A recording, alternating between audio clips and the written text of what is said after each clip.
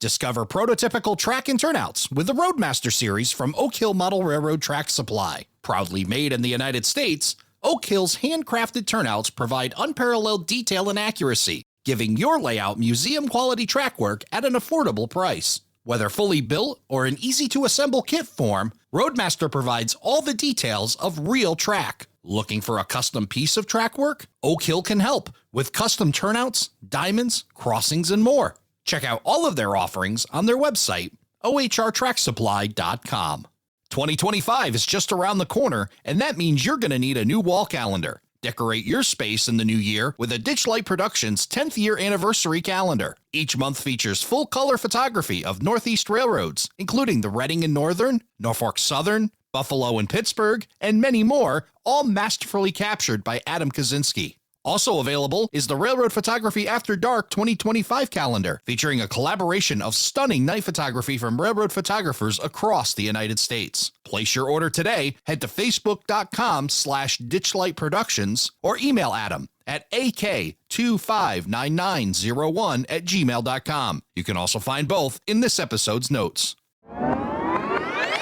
ATLP Rewind.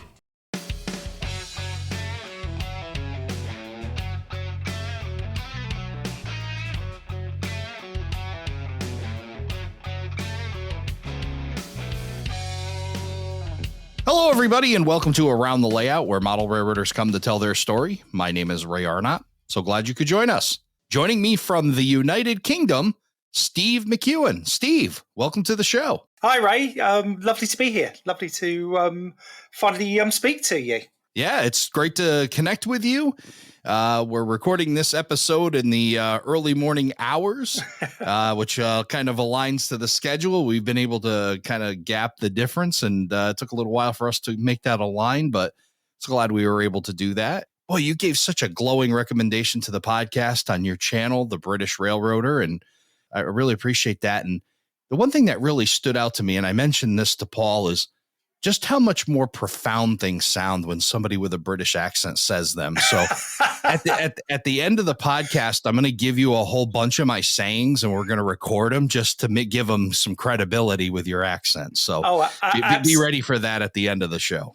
Absolutely. Happy to do that. Yeah, we do have a certain amount of gravitas, I think. Even, we can say the most stupid things, but they do sound quite formal when we say them with an English accent. Well, yeah, it does. Like you said, credibility and gravitas, and appreciate all those kind words, and looking forward again to getting to know a bit more about you. I mean, you've been able to put out quite a bit of your content on your YouTube channel, and you share layout updates, but really interested to hear how you got started, because ultimately we're going to get to a question of how the heck did you end up modeling an American railroad in the UK, but we'll get to that point. Yeah. First, let me ask you, how did you get started in the model railroad hobby? Do you know what? I've been thinking about this quite a lot in the last sort of couple of weeks, and because I didn't start off as a kid with trains. When I was a kid, I was very into science fiction. Star Wars was around, that kind of thing, and but I loved Lego. And in about 1981, when I was, I think it was about 8 years old, I fell ill and couldn't walk and had to go to hospital. And my parents bought me a brand new 12-volt Lego train set. I think it was Lego's first one. And that kind of started me on that, getting into trains. And, I enjoyed running the trains and kind of building towns around the stations out of Lego. And that kind of started to wane a little bit in my teenage years. And in the mid 80s, I started commuting to school for what we call secondary school, which I assume you guys would call high school or so, that kind of thing. Yeah, probably. Yeah. And I started commuting by train. And up until that point, I'd never really traveled by train. The only times I ever went on a train was if I went to London and went on the London Underground, which is a very different rail system than, the main lines. And so I started traveling by train, and I started taking notice of what was happening. The line that I traveled on was run by diesel units, which was quite uncommon even then in the UK. That then got electrified, and I started to think, oh, this is quite good. So in 1987, when I was about 14, my parents came to me and said, well, what do you want for Christmas? And I was a very untypical teenager. I didn't like music. I didn't like fashion. I didn't like sports.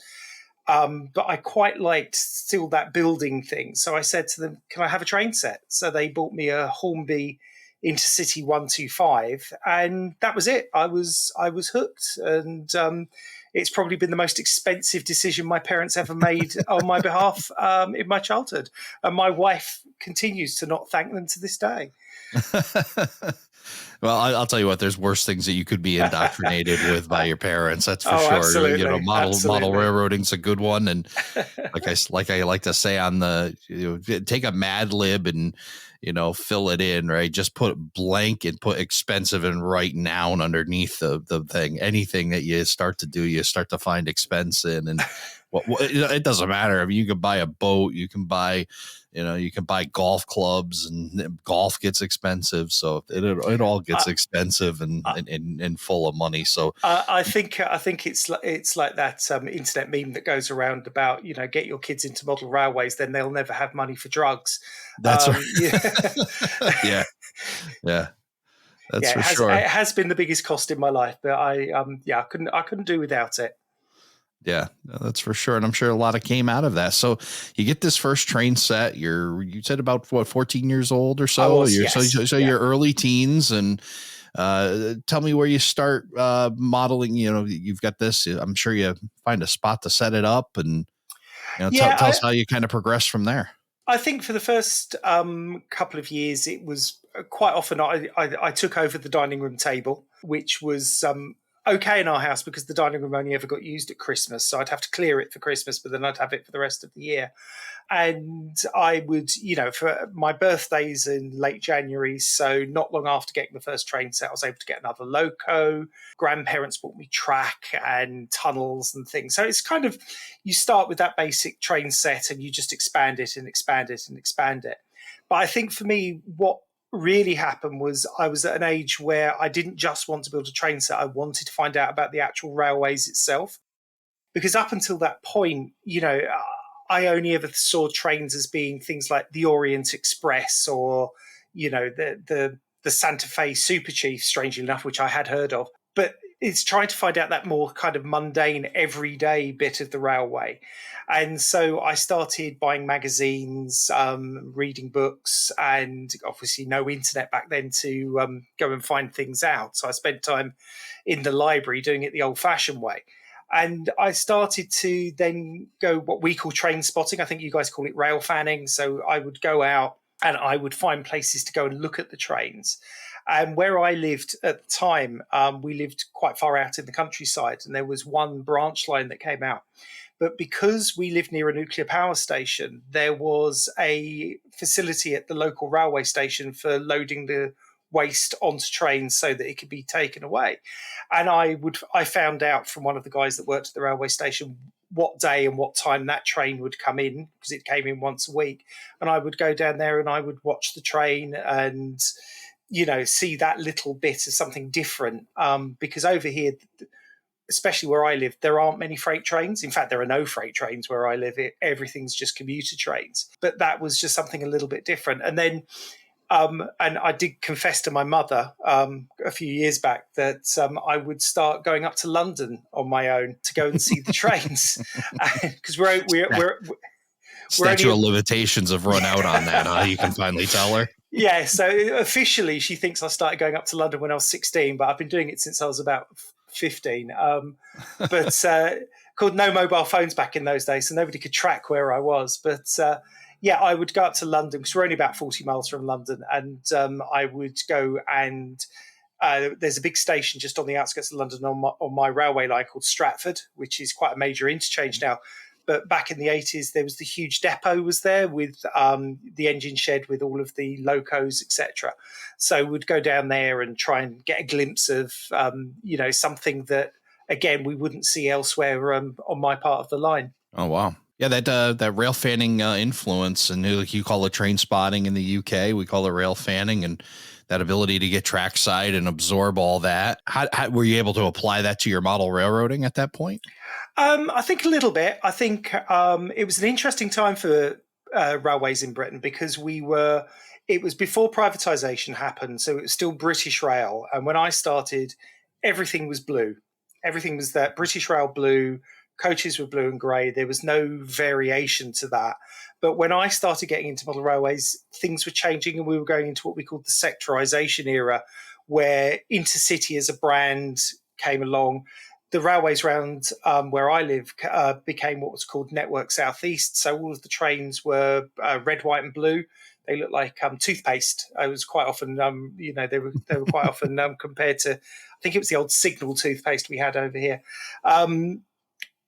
And it became, you could see that it was moving towards that getting ready for privatisation. But it was an interesting time because we got all of these upgrades. A lot more lines were electrified. We moved away from the old, what we call slam door trains, the ones that you could open yourself, which were great because as you pulled up to the station, you could open the door and jump off before the train had actually stopped. But we then got the push button sliding doors and stuff like that, which are never as much fun. Maybe a little safer, but not a bit safer, but not as much fun. And you couldn't open the windows. I mean, these days you go on a heritage railway and they say don't stick your head out of the window because something might hit you.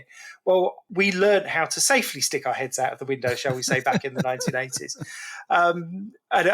My stepson, whenever he comes with us on one of these things, I mean, he's grown up now, but I taught him how to stick his head out without losing it. So, but yeah, it was a really interesting period, and I think when the times that I have modelled British railways tends to be that era, that late 80s, very early 90s, because it's the bit that I remember from when I really got into model railways.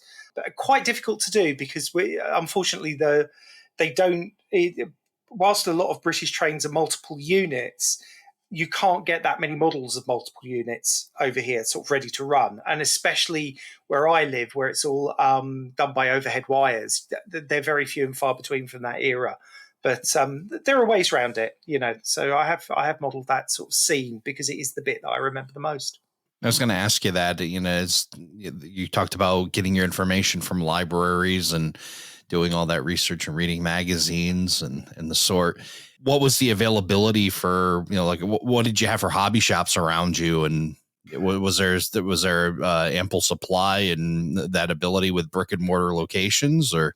Oh, absolutely. I mean, back in the 80s, most towns had at least one model railway shop, if not two. So the town that I live in, or the city that I live in now, Southend-on-Sea, I mean, I came here to go to what we call sixth form college, and there were two model railway shops, one of which I got to know the owner very well. And as an adult, I used to help him out occasionally. And I got a lot of advice from him and the people that were in the shop. But even growing up, I can remember as a small kid, there was in the town that we used to live on the edge of London when I was very small. The town that I lived in, there was about 3 or 4 model shops. And then when we moved away to the countryside, there was nothing. But my grandparents still lived on the outskirts of London. So I would go back there, spend weekends there, go to the model shops. And I had one granddad, my granddad Charlie, who on a Saturday, he would just say to me, right, where are we going today? And he would drive me anywhere in London to go to whichever model shop I'd seen advertised in a magazine, just to go and, see if they had something different from all of the other model shops. Yeah, that's always a fun to see. I always figured that, these hobby shops and whenever I travel, here, I still have that belief. Like I go into a local shop and I hope to find local flavor, right? Yeah. If I go to a hobby shop in Albany, New York, I'm hoping to see, obviously CSX, and I hope to see Susquehanna. And if I go to a little hobby shop in the northwest corner of Connecticut, I hope to see, Housatonic and all the local railroads. And sometimes that happens, sometimes it doesn't. Did you find that being some of the differences, kind of local flavor in these shops? I think at the time there wasn't a huge amount on offer that could give you that local flavour. And I think as well, because British Rail was pretty generic in what it did across the country, there was some variation. There was some stuff branded for Scotland and there was some stuff branded for Wales and etc. But you tended to find that most model shops had the same thing. I think what was important to me, and this probably goes on to when I started modeling or getting into American stuff, is that there were specialist retailers that specialized in either American or European railways. And they were the ones that I certainly, in my later teens, that I started to want to go to because they had the stuff that was really interesting and unusual because it wasn't the everyday British stuff that was being made by Hornby and Lima and then Bachmann when they started with their British range. Yeah, what was the kind of the balance there? Was it heavily American over British, even in the UK shops? Was it? Yeah, or was it like a 50-50 or how was it kind of the availability of European versus US? It seems like you're maybe saying US had a little bit better availability. In the average model shop, you probably wouldn't have found any US or continental European railways. It would have all been just British. Okay. There was I think there's always been quite a strong following for both American and continental railways. So over here, our oldest model railway magazine is called Railway Modeller. It's kind of our version of Model Railroader. It's been around for 80 odd years.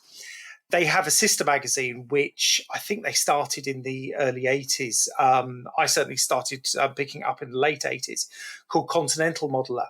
And Continental Modeller, it's a much smaller magazine, but it features basically modelling from any railways from anywhere else around the world apart from the UK. And I can remember when I started it was published every 2 months. It's now published monthly. It's almost as popular as Railway Modeller. It's like the availability of things like, the other day I went to my local newsagent and I picked up this month's issue of Model Railroader. So it's actually quite easy to get the American magazines over here now. Whereas 20 years ago, you probably wouldn't have seen them apart from in very specialist places. Let's talk about that transition because I mentioned early here that it fascinates me that you end up with an American railroad to model. Let's talk about how that progresses and how that develops. You're talking late teens that this idea starts to come to fruition. Yep, I firmly blame Budweiser for my interest in American railways. So I'm probably going to have to give that a bit more context than just that.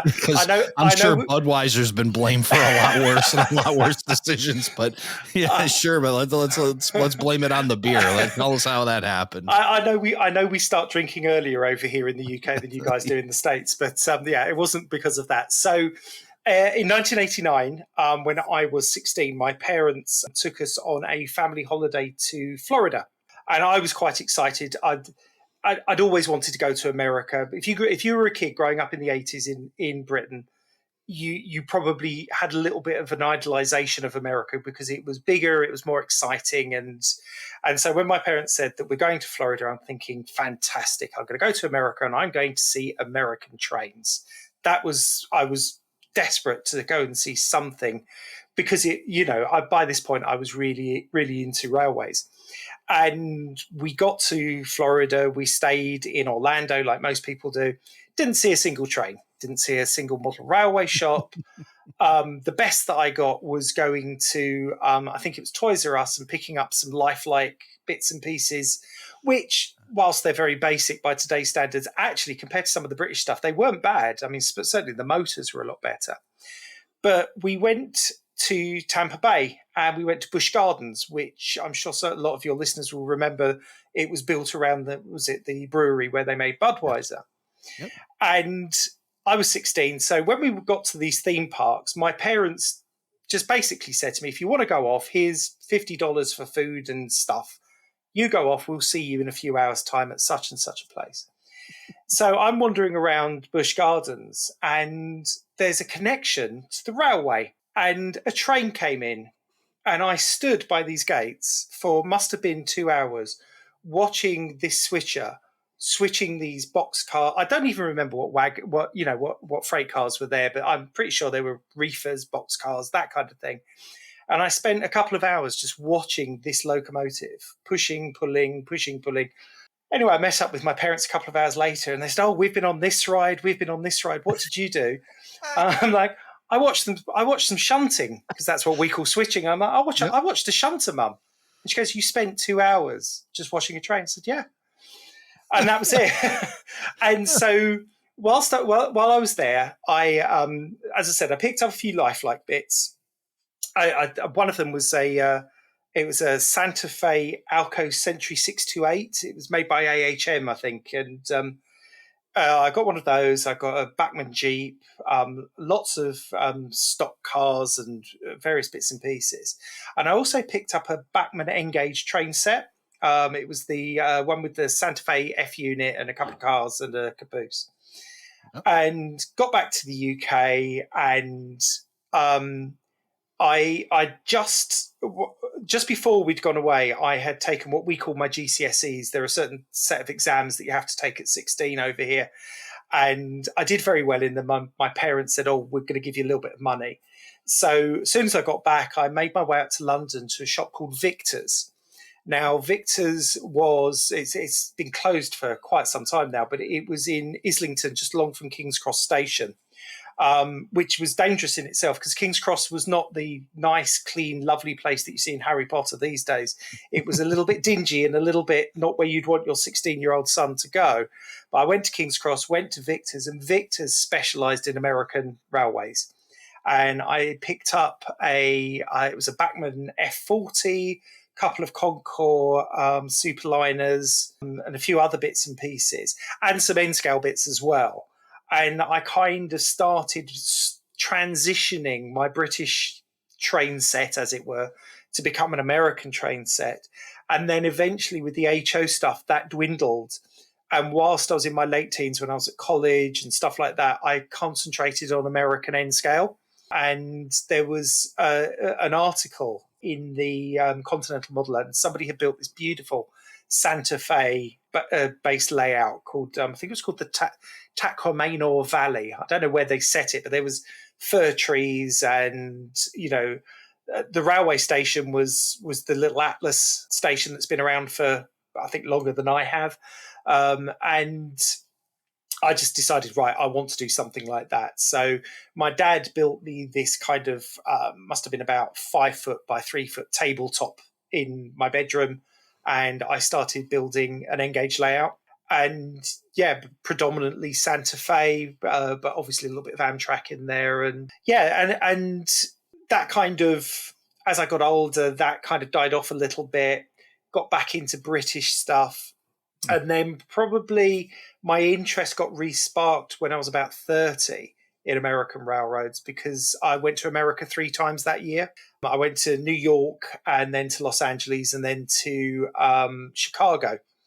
And whilst I was there, obviously, I went and looked at trains and went to train stores and bought loads and loads of stuff. And that's when I started properly getting back into it. And also, I think sort of like, we're talking about this was 2003. So we're talking about the dawn of the internet. So information was easier to come by. And I was able to actually model stuff a little bit more accurately than just throwing together a load of American bits and pieces. Let's go back just a few seconds ago when you mentioned, we were talking about N-scale. I'm just kind of curious, what got you started in N-scale? Was it the idea that you were going to do N-scale? Was it because of availability, or just perchance that what you purchased was N-scale, or was that an intentional decision? I think it was almost a perchance thing initially. So when I was in the States, and I was in Toys R Us and looking for the trains, there happened to be this little N-scale train set that had everything in it, which was great, because it meant that whilst I was in America, I could set this up on the table in the hotel room and actually just run a train around, which was great fun. And I think what I noticed with the N-scale that was produced, and this was relatively basic backman stuff, it was still much better mechanically than the N scale we had over here in the UK. The N scale we had over here in the UK was built by Graham Farish, which is now part of the Bachmann brand.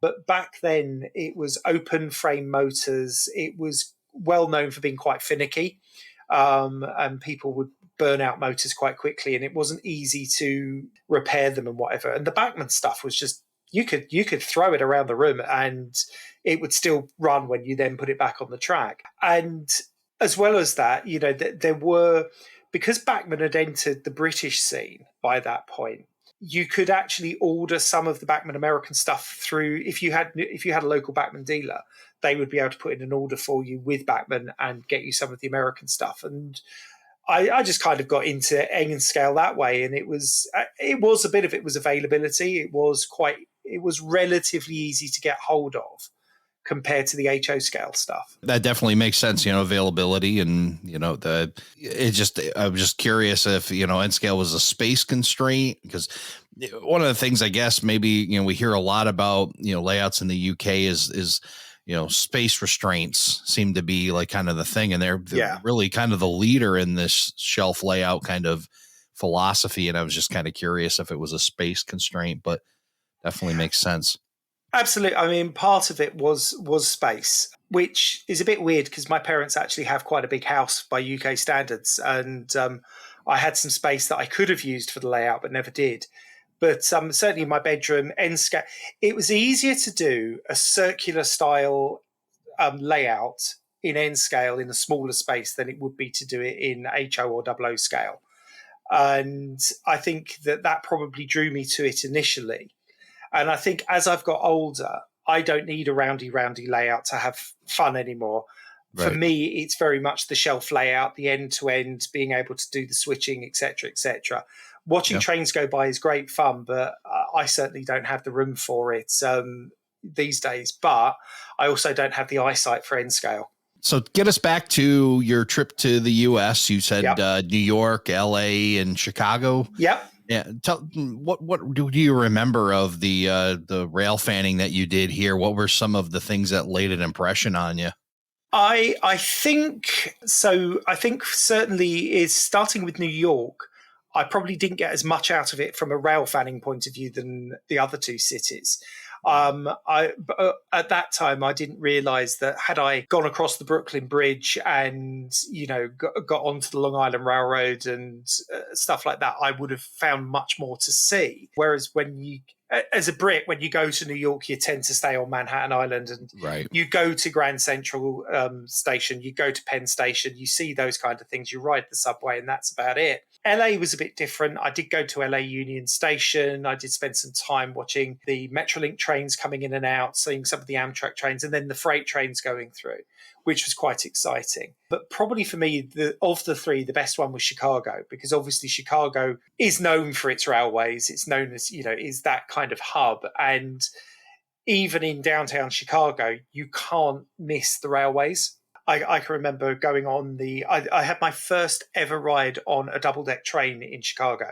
I went on the Metro Electric line down to the Science Museum, and I absolutely was sitting upstairs. I wasn't sitting downstairs. I was sitting upstairs because this is something I've never done before. But of course, you can still see freight going through. You've then got all the commuter runs.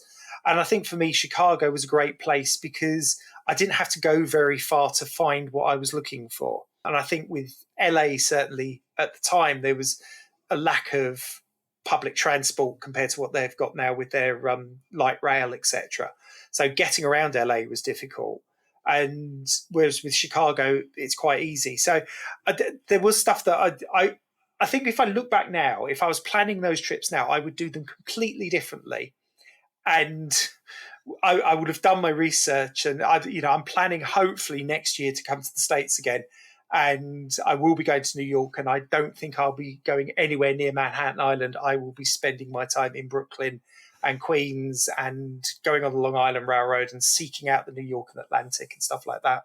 Right. Yeah, that's there's a lot of, and then even just, you head just a little bit north out of there, you catch the river line with CSX coming down through there. If you want to catch class 1 stuff, there's definitely, but inside New York City is a little tough, but definitely being able to get outside of it. But boy, you hit a hot spot in Chicago. Like you said, just all the hub of, railroading. Did that start to, when you get back to the UK after a trip like that, you've seen all this. I mean, what starts to unfold from there? So I think that my mind at the time started moving towards, okay, I've been to Chicago. I think I could model something set in Chicago. And so the first thing I did was I got I think it was a Walthers F40 in Metro colours, a couple of their gallery coaches. I got, I think my freight locos tended to be BNSF, because I think Santa Fe was quite an early influence in my railway modelling career, as it were, from an American point of view, BNSF being their successor. So I thought, right, get a BNSF loco, stack cars, or, they put the containers on. And I thought, great, I've got all of this. But at the time I was living in a flat that was so small that I could barely put together about a four car train without having to open the door onto the balcony to let it sort of, so I had all of these grand ideas, but I had absolutely nowhere to put them. And I can remember just having a couple of boards and just starting to lay some track and thinking, okay, if I do this as a kind of sectional thing that I could then eventually, when I move somewhere, build extra sections for it and bring it all together. But it really didn't come to anything, and which was a shame. But it wasn't until my next move that I actually had space that I could actually build proper layouts. But by that point, I'd kind of moved back into building British stuff. I kind of went through little phases of British American. I even stuck a French period in there for at one point where I'd had dreams of building somewhere in the south of France. But again, a lot of these things, you buy the stuff, it becomes a pipe dream, and then you think, nah, do you know what? It's not worth it. And then you sell it on, and then you end up, I think I certainly, from my modelling point of view, I've ended up exactly where I want to be. And I can't see me modelling anything apart from North American railways, except maybe as a little side hustle. Do you know what I mean? Have a small little shelf somewhere that I can just put something back with, that I can run odds and sods on. But my main layout is definitely going to be American going forward. Being open-minded and having multiple interests is a challenge, isn't it? I know I've got my good friend that we pick on the show here, Joe Mammy, who, he's bounced around a couple different layouts, and, I think he's maybe finally decided, but every once in a while, a thought creeps into his mind that, oh boy, I see, somebody did something in the Lamoille Valley, or they did, something else, and he'll start to, wander a little bit, and it's got to be tough, but, I admire folks that are like single-minded focus, because, that it's definitely got to be a lot easier than those that go, oh, I really like NS, but I like CSX too, or I like British railroading, or I like you said. Do you know what in you sparks that change? I mean, you talk about the wave. What was the kind of what kind of sets you off back to a different, kicks you off the path onto something else? Sometimes it's a new model being released, and it could be as simple as I like the color scheme, or I like the look of the engine. And a couple of weeks, or about a week or so ago, Hornby did their annual 2024 release video, and I was so happy that there was nothing that they announced that I would want. Because, and I was discussing this with a friend of mine over here, and we were both saying that our wallets are staying firmly shut this year thanks to Hornby, because they haven't announced anything that we would think, oh, that would make me want to move. I think the closest I've got is Hornby have reintroduced what they call TT scale, the TT 120. And I have got a locomotive on pre-order. It's the British Class 66, which is the EMD built engine. It's got the 710 prime mover. And yep. I've always wanted a model of one of them. Never particularly liked the 00 scale models. And as I said, N scale, I've got a little bit of it, but I do find it a little bit too small for my eyesight now. But this TT one, I'm quite interested in. It's sound ready and whatever. And I thought, do you know what? That's the kind of thing. It's small enough that I can put it up on a shelf above me. and just have it as a little shunting layout or as a little traction depot that I can have. But that's the only thing that's kind of caught my eye. But I don't want to build a whole layout with it. I just want to have it on the side, as it were. It's a side hustle for me. Well, it's funny that you're rooting against these manufacturers of sorts of going, please don't put anything out, but you are watching. So there's a little bit of you that's kind of hoping to see something, although you maybe your heart and your mind battling with each other as they're coming out with these new releases. Absolutely. Had they announced certain electric multiple units, then I would have been hard pressed not to think, I might save my money and get one of those.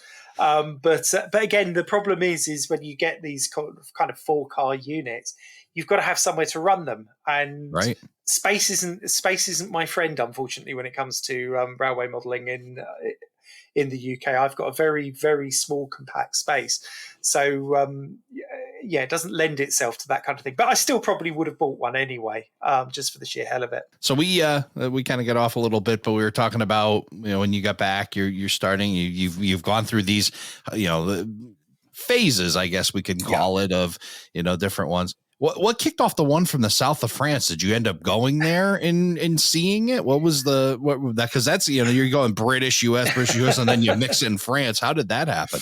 I like to think of it as my French period. I seem to be my wife says that I must have a certain degree of, I don't know, neurodiversity, because when I get into something, I get very into something. And I did a couple of trips to Paris in relatively quick succession.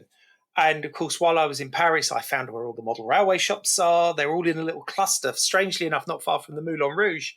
And so I went there, and I went to all of the big railway stations, which are great places to go and see the trains coming in and out. And in France at the time, they still had a lot of locomotive hauled trains, whereas over here we don't. And I just kind of like the look of them. I don't know if you've ever seen the electric locos they have with the swept-backed windshield that look quite snazzy. I think they designed them back in the 60s or 70s. And I managed to pick up a couple of bits, obviously, while I was there, and then get back over here and suddenly find, it's quite easy to buy this stuff in the UK. Hornby had just taken over Jouef, which was the main French company, and started producing under their Hornby International brand. So I didn't even have to, shop around. I could go onto Hornby's website and order French stuff if I wanted to get it. So I got a few bits and pieces. I got some kits that I painted up, and I came up with this idea of this little kind of bucolic branch line somewhere in southwestern France, and there would be vineyards and etc. And then the Rock Island Railroad turned my head, and that was it. I sold everything and started buying bits and pieces to do with the Rock Island, and that was it. That was France. Goodbye. We love you, but no, it's not going to happen. Where did you get influenced by the Rock Island? The Rock Island, again, is one of those railroads that I probably knew about long before I got into railways. Certainly the whole concept of the Rock Island Rocket as a train, and it probably came from some movie that I saw when I was a kid, or a cartoon or something that came from the States. And I think there's a guy over here called Peter North, who built a series of small layouts, which were featured in Continental Modeler. So over a period of about 15, 20 years, he did these small layouts, and each one was set on the Rock Island, and they were ramshackle, run down. You had, their idea of a passenger train was an F unit with a combine and then a boxcar behind it. But most of it was this whole kind of, this dying railroad. And I just loved the look of it. So I started looking into the Rock Island and sort of, found out about the fact that, it went bankrupt in 1980, and, it was one of the last holdouts of its own passenger trains. It didn't sign up to Amtrak in the 70s, etc. And I managed to get hold of one of the Proto 2000 BL2s, And I got one in Rock Island colours. And I don't know about you. I know that a lot of people think of the BL2 as being one of the ugly ducklings, but I love them. I think they're beautiful locomotives. I think whoever came up with that design styling must have been tripping or something. They were amazing. But I got this BL2, and then I started building up a few box cars and bits and pieces. When I was in Chicago, I managed to pick up Proto 2000 E8 in the Rock Island Rocket colours. Got a few coaches, etc. So again, I had these grand kind of dreams, and then everything kind of got filtered down a little bit. And so I got rid of some stuff. And when I started planning the layout that I've got now and started thinking about, well, what do I want to run? I started thinking about, do I want to do the Rock Island? Do I want to do somewhere on the Rock Island, maybe in the Chicago area? I've got one of the Walthers F7s in the lovely fire engine red colours and a couple of gallery cars. And I was thinking, do you know what? I could even have a little commuter train that just shuttles backwards and forwards, but then lots of very, very dirty rundown engines. But then again, something else caught my eye, and I suddenly realised that actually I'd much prefer to model something that's more up to date than the Rock Island. I have still got a lot of Rock Island stuff. I can have Rock Island operating sessions on the layout if I want to, but it's the Rock Island is, for me, it's my favourite fallen flag railroad. It's the one that interests me the most. I think probably because it is a little bit of it's the railroad that seemed to punch above its weight, and I quite like that. Quite like the underdog. Yeah, that definitely makes sense. So let's talk about your current layout and how you land on that. And what I'm really curious about is, you mentioned the, early impressions from Busch Gardens and watching switching there, and as you call it, shunting, and Chicago. You talk a little bit about passenger stuff, and I know now that you're doing a linear layout, you're not doing a circular roundabout layout. Tell us how operations and that point to point got into your modeling. 2 words: Lance Mindheim.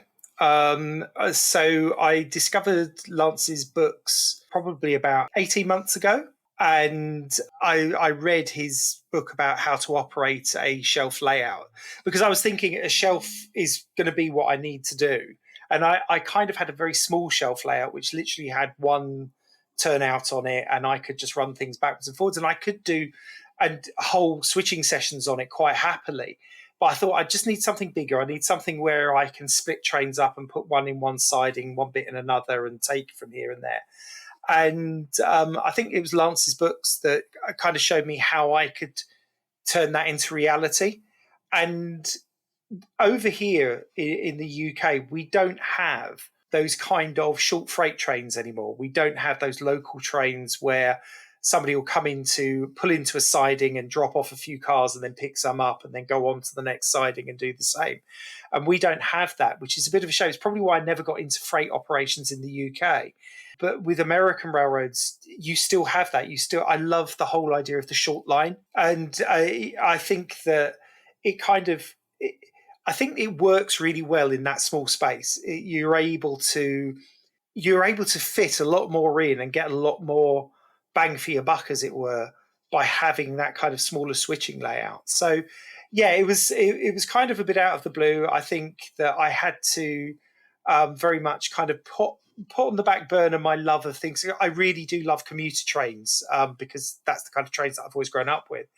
And so it's kind of, because of where my layout's set, I can kind of pretend that in the background somewhere in the great wide world, there are commuter trains going past. I just don't happen to have them running on the layout. But I know that it's kind of set in that thing.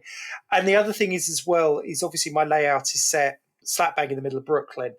And I love that kind of urban railroading, that feel with the buildings and things being hemmed in and closed in. I find that quite an interesting thing to model.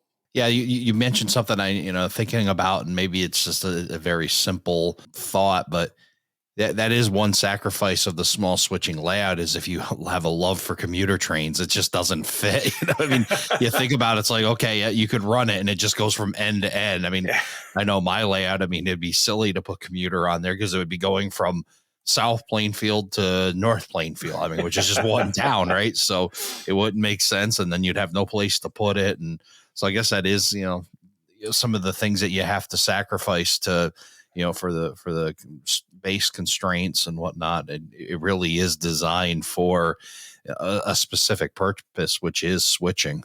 Yeah, and I think there are ways that I kind of get to satisfy my my love of commuter trains. So, for example, on the layout, I've got a single New York subway car. It's one of the lifelike, I think it's an R17 in the Redbird colours, and I kind of occasionally attach it to one of my trains because in my world, it's being transported from one place to another for use at the New York City Transit Museum or something like that. And so you can get glimpses of that kind of railroading without having to actually run a train. It's just, that's something that's there. Yeah, that's definitely a creative way to mix that in. Yeah, and I've got things like I picked up one of the Atlas New Jersey Transit double-decker coaches, and I've got no use for it. I'm not modeling New Jersey Transit, but again, it could be just being transported somewhere as part of a larger freight train, and might just have an appearance in the yard because it happens to be attached to the train that's going from A to B, but has stopped there just to drop off a couple of boxcars. Yeah, that makes sense. So tell us about your current layout, how you ended up where you're at with the road that you've chosen. And I know that you provide a lot of great updates on your YouTube channel on your layout, but why don't you give us a summary of what you have going on right now? So the layout it's an L-shaped shelf layout. So the scenic area is 8 foot by 4 foot, and I have a 2.5 foot extension. It's just literally a single line that goes across where the door is, and that can lift out. There are, I think, 6 switches in total on there. 4 of them lead off to sidings with, I think one's on a lumberyard, one's on what's going to be a brewery, one goes to just some warehouses, and one goes to a scrapyard. There is a little runaround loop so that I can get the locomotive from one end of the train to the other. It's set in Brooklyn. It's called Brooklyn Park. I chose the name because there is actually nowhere in Brooklyn called Brooklyn Park. I've done an extensive search. There is a place called Brooklyn Park up in Minneapolis, but that's it. So I've reappropriated the name and moved it back down to Brooklyn in New York. And it's basically it's a fictional yard off of the Bay Ridge branch of the New York Atlantic Railroad. So that's where it is at the moment. It's taken a little bit of development. So I knew what space that I had. I knew roughly what track plan that I wanted. I used SCARM just to sort of plan it out. And it's made I use Pico Track, so I use their code 83 US outline track. I wanted to use their code 70 that they've just brought out, but you just can't buy it over here. I think they're shipping it all over to you guys in the States. We can't get our hands on it. Swallowing it right up. Yeah. But so it's built using that. So I kind of had the track plan, but originally I was going to base it in Oklahoma. And this is because of a guy called Alex Bogaski, who's got a YouTube channel called Red Dirt and Rails. And I got very friendly with Alex, and he models Farm Rail, which is in Oklahoma. And again, my head is very easily turned. I saw the locos. I thought, wow, I love these. So I got a couple of locos. I got a GP10 and a GP38. The GP38 I had to detail myself because it was a basic Athern model. And then I thought, okay, I can have a grain silo here, and I can have a animal feed business there. But the more I got into it, the less I kind of was enthusiastic about the whole countryside kind of setting. I think that I'm a city boy by heart, and it just didn't satisfy me in the way that I thought it would do. So I started looking around, and I thought, well, maybe I could set it in Chicago, perhaps somewhere on the Indiana Harbor Belt, something along those lines. And I then discovered the New York and Atlantic Railroad, and I kind of fell in love with it because it's a short line, but it runs on mostly on the Long Island Railroad. So it had that crossover between the commuter and the freight traffic. But of course, I wanted somewhere that I could model that was not on the commuter lines, mainly because A, you can't buy the model trains, B, I haven't got the space for it, and C, I really hate fitting third rail. It is the most tedious job on the planet, second only to ballasting, which a lot of people who know me know that I really hate ballasting as well. So I felt, great, New York and Atlantic Railroad. My problem then became that there are virtually no models, ready-to-run models of New York and Atlantic Railroad trains in HO scale. I did a bit of research. Atlas had produced one or two. I think they produced an MP15 and a GP38, but they're long gone. If you can find them, they're like gold dust. Athern did a couple of GP38s, and that was about it. And I managed, Christmas before last, I found a used Athern GP38-2, number 261 in New York and Atlantic colours. It was on eBay. They would ship to the UK. I said to my wife, that's what I want for Christmas. So she said, fine, buy it, get it shipped over. It arrived about 3 weeks before Christmas. She let me take it out of the box just to make sure that it was working, etc., etc. Put it back in the box. She wrapped it up. And in the meantime, I had bought all of the detail parts that I needed and the sound decoder and the LEDs, etc., etc. And my little project from Christmas Day until about the mid-January was turning this from a basic Athern ready-to-roll loco into the loco that I've got now, which people can see. I've done a couple of videos about it. It's got ditch lights, it's got headlights, it's got the I think you call them the class lights, which they use as the rear lights, red lights on the New York and Atlantic. It's got all of the correct cables, snow plows, etc. And it probably cost me as much in detailing parts and decoders and things than it actually cost my wife to buy it and get it shipped over to the UK. But so I've got one. And Athern Genesis have just announced that they're going to do a run of the MP15s in New York and Atlantic colours.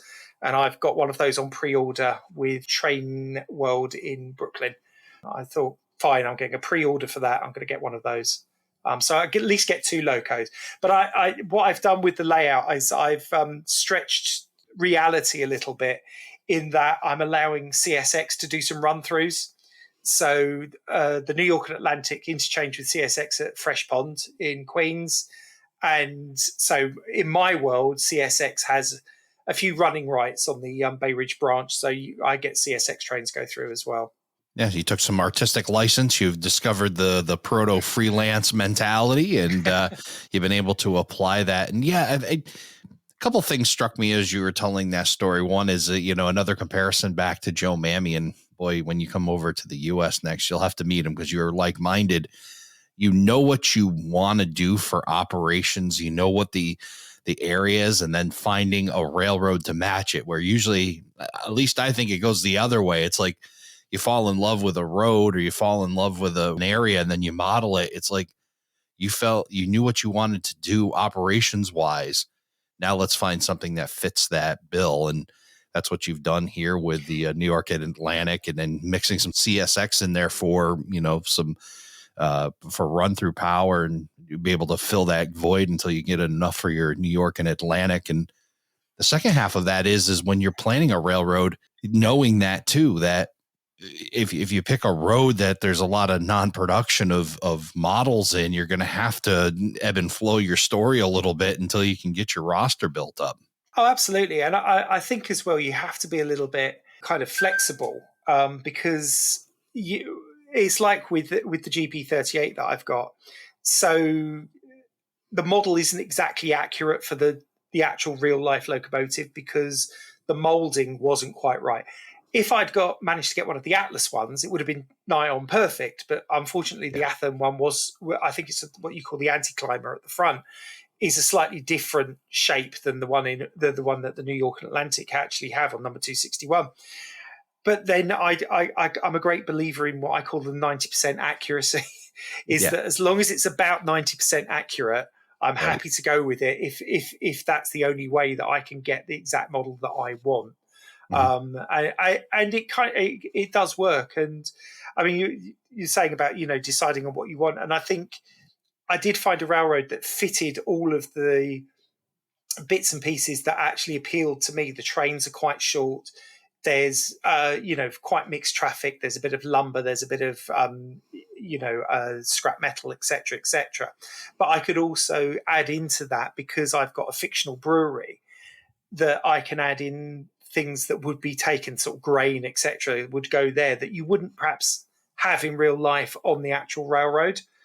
And I think that's the important bit for me, is being able to flex things. And at the end of the day, I mean, we call it rule number one over here. It's my railway. I'll do what I want, but I want to do it relatively accurate to the prototype. Yeah, it's you to the level that makes you happy and makes you feel good about it and makes you feel like it's a good representation of what you want it to be. Is that brewery going to be an Anheuser-Busch facility?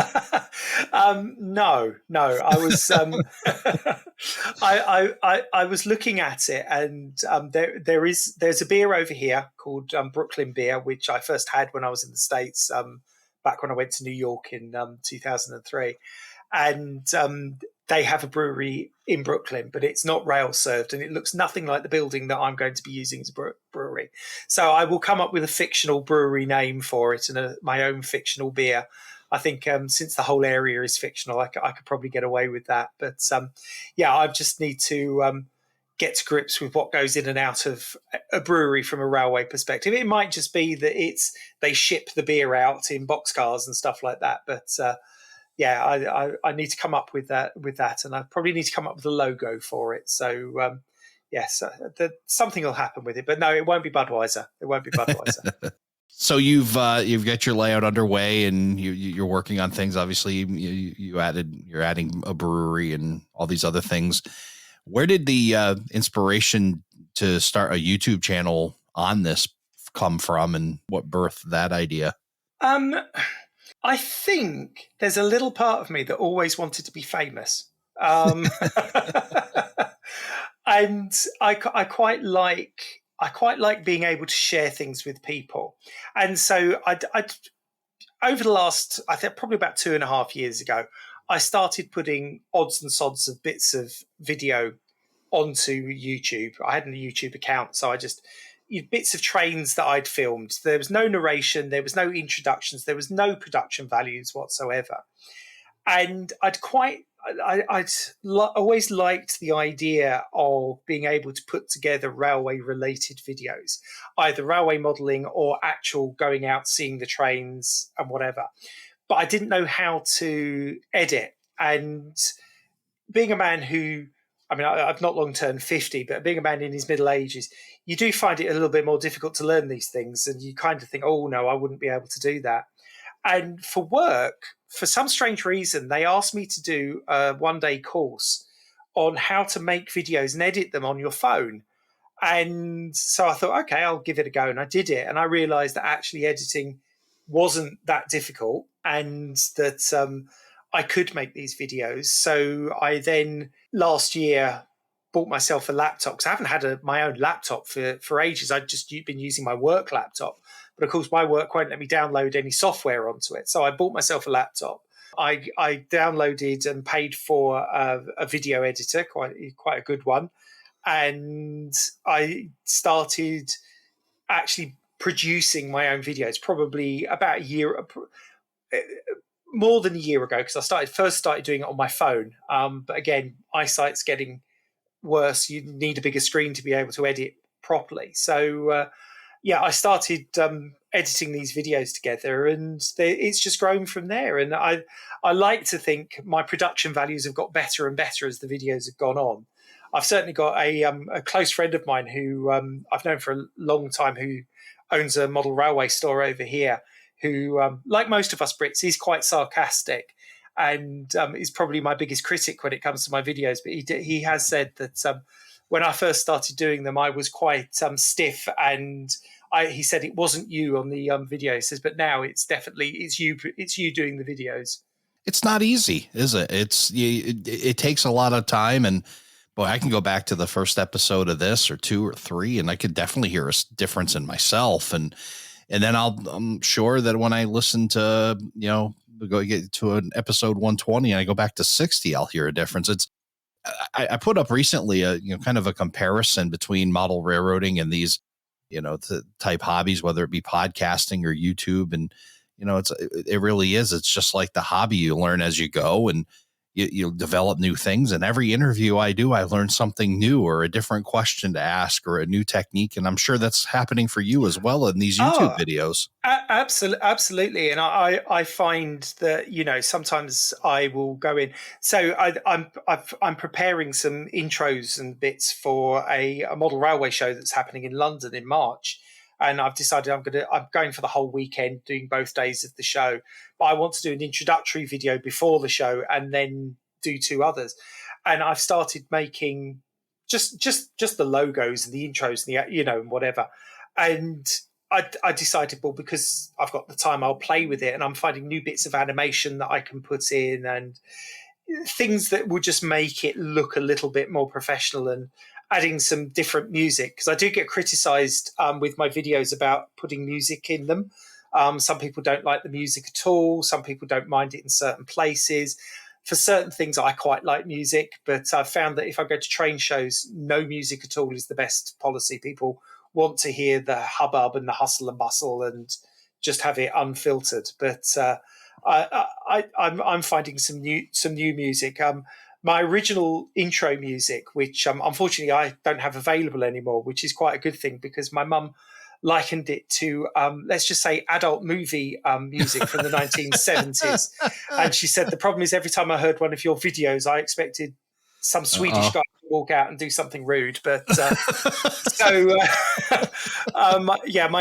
my current music and my current intro music is quite short as well. So that's again something that some people like. But yeah, putting music on videos, I do get a bit of criticism about. But I have quite angrily said to people, "Well, they're my videos, so if you don't like it, you don't have to watch." That's also a good theory. I mean, I think once you put your heart into it, you do good, and if you have any bit of understanding as to what entertainment is, I think folks look at that and you'll follow. You've built already a great following of 600 subscribers, and I'm sure that's going to just continue to grow as you put out good content. And ultimately, if your viewer is getting something out of it, that's all. That's really a huge driver to it. And seemingly you're sharing all your travels, and I think people can relate to that, and that's a huge part of it. I think so. And I think what I found interesting is that, I tend not to do how-to videos because they're actually quite difficult to film because you've got to get the camera in a weird position, and it doesn't make it easy to actually do it. But the videos that I found that have been quite popular are where I've shown people how to do stuff that it's like I use NCE Power Cab, and I love it as a controller. But I noticed watching one of Larry Puckett's videos that he had the amperage come up on it. And I'm like, well, how do I do that? And I trawled through the instruction book, and you have to really read it properly to find where it is. So I thought I'll do a video about it. And I got loads of comments back with people saying, this is really helpful. Thanks for showing me how to do that. I never knew how to do that. And again, when I fitted ditch lights to the GP38, people still contact me and saying, how do you fit ditch lights? Because a lot of older models just don't have them, and they're interested in how I do the wiring and stuff like that. So I quite like putting those videos out there because it is about sharing what I've done and what I've got and how I've done it. And I think that, I do get a lot of good feedback. I would like a lot more subscribers though, please. So anybody listening, please feel free, click subscribe. The more the merrier. I'd love to have a lot more subscribers. We're going to definitely send them your way. We're going to share the link here. It's you can find you on YouTube at The British Railroader. Yeah. And we'll put the link in the show notes. We'll also provide it on the Facebook post when the show airs. Thank you. Folks can go on there and click there. Make sure you subscribe, hit the bell, do all those things that you're supposed to do when you go to a YouTube channel, and definitely check out what Steve's sharing. And maybe that'll be the profound saying that I'll have you say here at the end, which is the hobby is so much better shared. And I think that's what you've learned with your YouTube channel. and being able to share out what you've learned and share your journey there. And boy, just really cool, and love the fact that you're putting that out there, and really happy that you decided to join me early this morning here in the United States and about midday there in the UK come and share your story here on Around the Layout.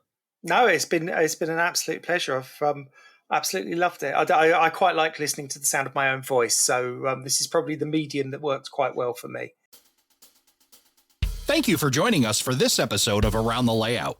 Learn more about today's episode, check out past shows, and much more on our website, aroundthelayout.com. Show your support by becoming an operating crew member at aroundthelayout.com/crew.